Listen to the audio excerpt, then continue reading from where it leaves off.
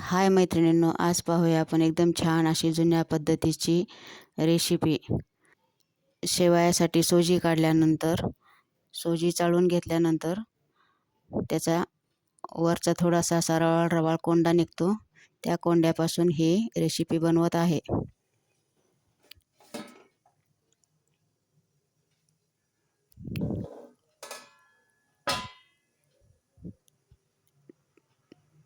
त्या कोंड्याला काही जण सोजीची तांब अशी पण म्हणतात. त्यासाठी मी येथे 1 वाटी ते सोजी काढल्यानंतर जो कोंडा निघतो तो घेतला आहे.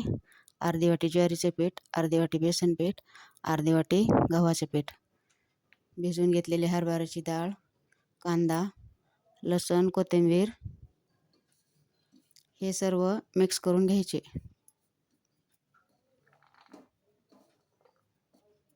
नंतर त्यामध्ये 2 चमचे लाल तिखट टाकले आहे.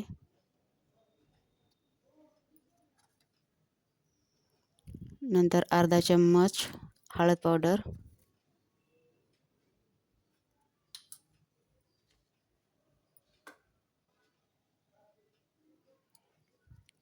1 चमचा जिरे पूड,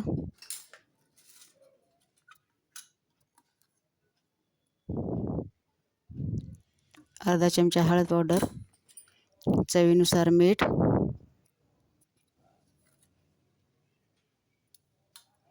लसूण आणि हिरवी मिरची कुटून घेतलेले वाटण, भरपूर सारी कोथिंबीर हे सर्व छान असं मिक्स करून घ्यायचे व घट्टसर पीठ मळून घ्यायचं. जास्त पातळ पण नाही आणि जास्त घट्ट पण नाही, मिडियमच. यामध्ये तुम्ही आवडीनुसार मेथीची भाजी किंवा चिगळची भाजी पण टाकू शकतात. नंतर छान असं पीठ मळून घेऊन त्याचे मुटके बनवून घेतले. चाळणी तेल लावून घेतले. आपण येथे चाळणीमध्ये वाफवून घेणार आहोत.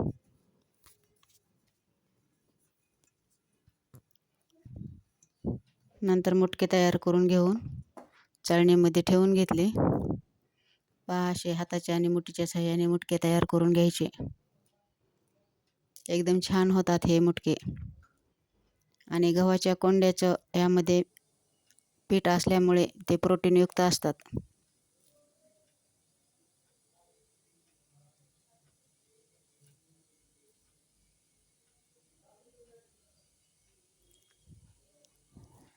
सगळे मुटके तयार करून घेऊन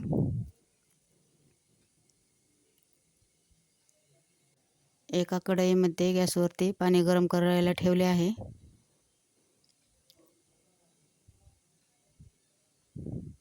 पाणी उकळल्यानंतर तयार केलेले मुटक्याची चाळणी कढईमध्ये ठेवून द्यायची व वरतून झाकण ठेवायचं.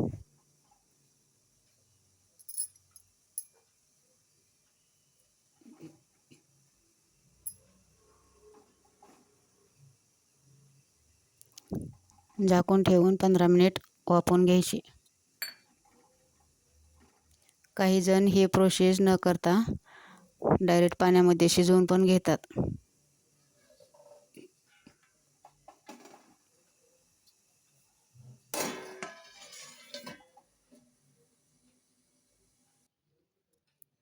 तयार आहेत छान असे आपले इथे मुटके. 15 मिनिटं वाफवल्यानंतर एकदम छान होतात.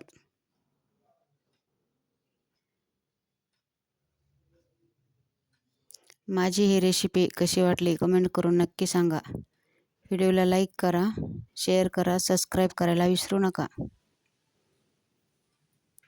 व्हिडिओ पाहिल्याबद्दल सर्वांचे धन्यवाद. अशाच नवनवीन रेसिपीसाठी माझ्या चॅनलला सबस्क्राईब करा.